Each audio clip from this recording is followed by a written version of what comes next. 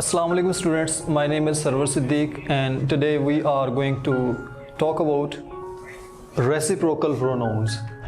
Reciprocal pronoun हैं क्या?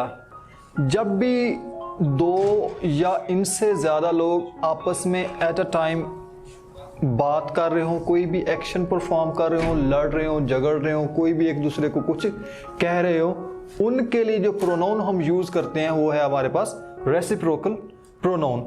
ये हमारे पास बेटा दो ही रेसिप्रोकल प्रोनाउन है, जिनमें से एक आपके पास ईच अदर है और दूसरा है वन एंड अदर। स्टूडेंट के लिए सबसे बड़ी प्रॉब्लम क्या आती है कि वो उसको पता नहीं चलता कि ईच अदर कहां पे लगाएंगे और वन एंड अदर कहां पे लगाएंगे। इसके ऊपर तो हम बात करेंगे। पहले हम इसकी कुछ एग्जांपल दे लें कि कैसे हमें पता चलता है कि ईच अदर और one and other reciprocal pronoun आपस में कैसे एक्शन परफॉर्म करते हैं। आपके सामने इसकी डेफिनेशन भी लिख दी है। Each person does something to the others in a group of two or more people. दो लोग होना जरूरी है, एक बंदे के लिए कभी भी रेसिप्रोकल प्रोनाउन यूज नहीं होता। एग्जांपल उसने लिखी है कि Nimra and Rubab hate each other. क्या मतलब है इसका, क्या बताना चाह रहा है? वो कहना ये चाह रहा है एक्चुअली कि निम्रा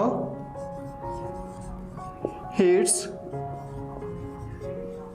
रुबाब एंड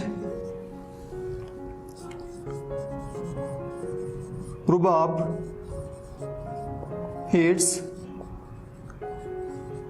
निम्रा। मतलब I am talking to you, you are talking to me, we are talking each other.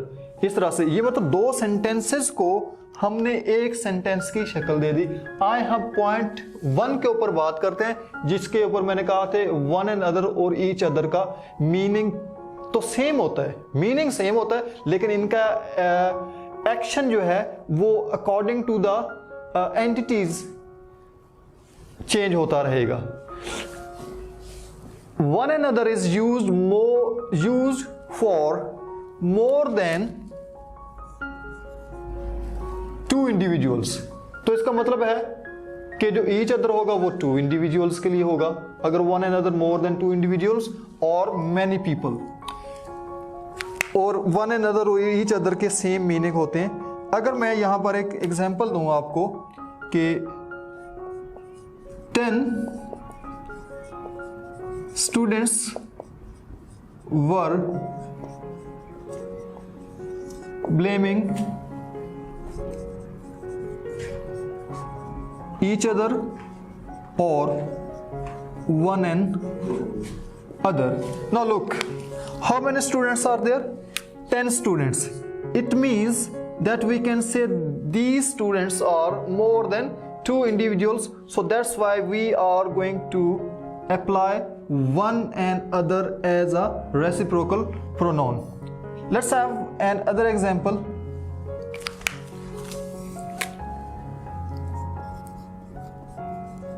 Both teams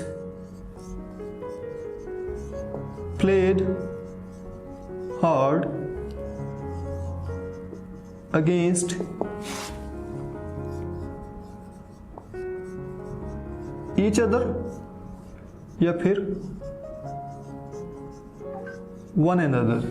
बेटा यहां वो हरगिज ये नहीं कह रहा है कि 22 प्लेयर्स या इतने ऐसे लोग नहीं, वो बोथ टीम्स मतलब दो इंडिविजुअल्स एंटिटीज की बात कर रहा है वो। ठीक हो गया?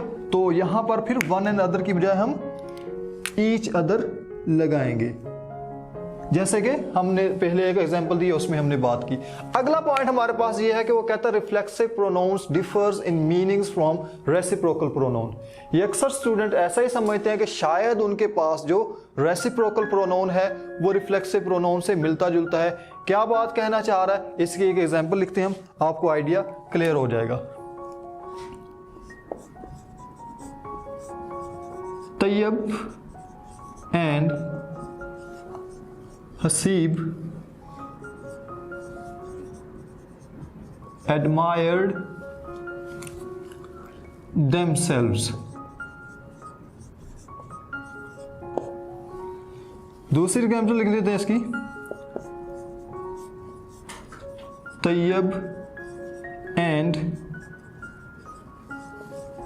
Haseeb admired each other. दो लोग हैं, ईच अदर आएगा, वन एंड अदर नहीं आएगा। ओके, पहले वाले का मतलब क्या कहना चाह रहा है वो उसमें, वो इसका मतलब ये है कि वो ये कह रहा है कि Tayyab admired himself and Haseeb, वो दूसरे को नहीं कर रहे बल्कि अपने आप को, हसीब admired himself, अपनी ही बात वो कर रहे हैं, मतलब रिफ्लेक्सिव प्रोनाउन ऐसा है। और अगर हम बात करते हैं दूसरे रेसिप्रोकल प्रोनाउन की कि इसका मतलब क्या है, हम इसको पहले एक्सप्लेन भी कर चुके हैं, फिर से बता देता हूं कि यहां पर वो ये कहना चाह रहा है कि तैयब एडमायर्ड हसीब, ये है एक्शन, दोनों आपस में एक्शन परफॉर्म हो रहा है। Tayyab admired Haseeb and Haseeb admired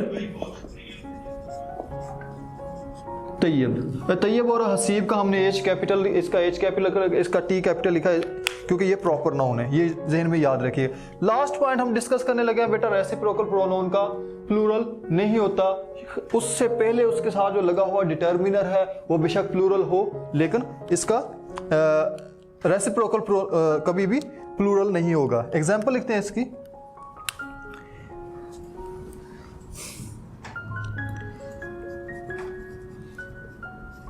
many students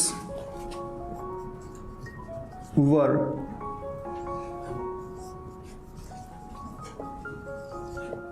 fighting,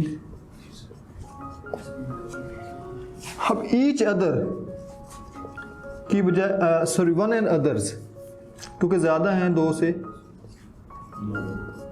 अगर आपके पास यहां पर उसने प्लूरल लगाया है तो ये मिस्टेक होगी, इसमें प्लूरल नहीं होता रेसिप्रोकल प्रोनाउन में।